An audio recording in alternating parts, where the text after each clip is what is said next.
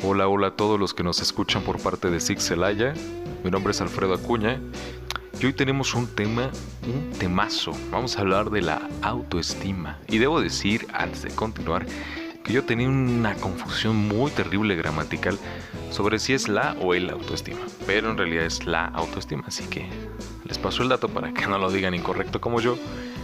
Y este tema es fuerte porque muchas veces hemos escuchado que alguien dice: no, es que esa persona no tiene autoestima, o no, y dices: claro, todos tenemos autoestima. Quizá algunos la tenemos un poquillo fregadilla y otros la tenemos bien, una autoestima saludable. Y hoy vamos a hablar, para empezar, a definir qué es esa cosa que tanto decimos: es que me hace falta autoestima, es que no tengo autoestima, es que quisiera tener más autoestima. Claro, ¿cómo? ¿Qué es? Vamos a conocer hoy cómo se comporta. Para conocer a veces un concepto, podemos descomponerlo en partes, ¿no? No podemos entender una idea tan general, pero sí pequeños pedacitos. Si por ejemplo nosotros separamos la palabra autoestima, si separamos el prefijo auto, significa propio y por sí mismo, según el diccionario, y estima significa sentir aprecio o afecto por algo o alguien, evaluar, calcular, dar valor, considerar o creer.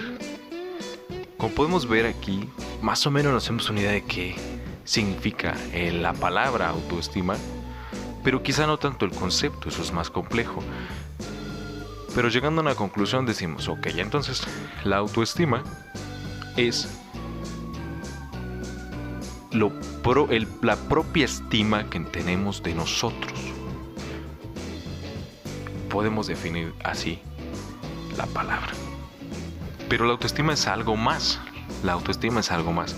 Y ojo, no hay que confundirla con el autoconcepto, porque son dos cosas un poquito diferentes que normalmente escuchamos. Y lo cierto es que el autoconcepto es un proceso más reflexivo, cognitivo, donde definimos el conocimiento y las creencias que tiene el sujeto de sí mismo respecto a la cuestión corporal, psicológica, emocional y social.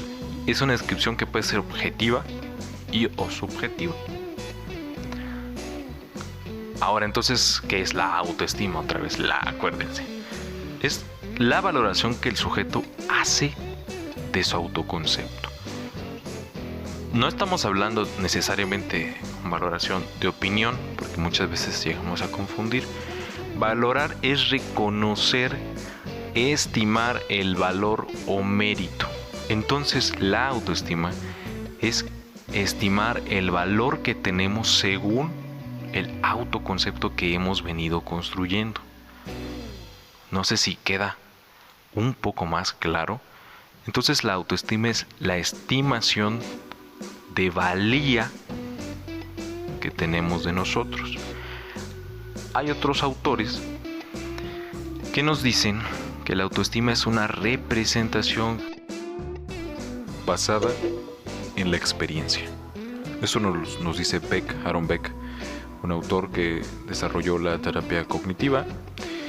Otros dicen que son las ideas más centrales acerca de uno, enunciados absolutos acerca de nosotros mismos, y entonces van variando en las definiciones. Hay un autor que me parece importante que dice, se llama Coppersmith, en 1967 nos dice que la autoestima es la dimensión evolutiva dentro del autoconcepto que se identifica como una actitud positiva o negativa de aprobación o desaprobación personal respecto a sí mismo. ¿Qué quiere decir esto? Es que tanto nosotros nos estimamos de manera positiva o de manera negativa. ¿Qué tanto nos aceptamos? Ese es otro punto muy importante dentro de la autoestima, la autoaceptación. Y este término de la autoaceptación no quiere decir que apliquemos la fórmula de yo soy de esta forma y así seré, ¿no? Se trata de saber, este soy yo, esto que me conforma, pero también qué voy a hacer con esto. De pronto, si esto que soy me causa muchos problemas personales con otras personas, puedo llegar a cambiar. Entonces hay que saber que autoaceptarse es saber en qué momento estoy ahora, en mi presente, cómo soy, cómo me conformo, pero no conformarse y decir, de aquí no salgo. Con todo esto me gustaría cerrar con 2 preguntas que vamos a responder el próximo podcast, pero quisiera que ustedes se las hicieran y me comentaran ahí en la publicación. La primera es, tener buena autoestima es ser el mejor, y la segunda, la autoestima depende de los demás.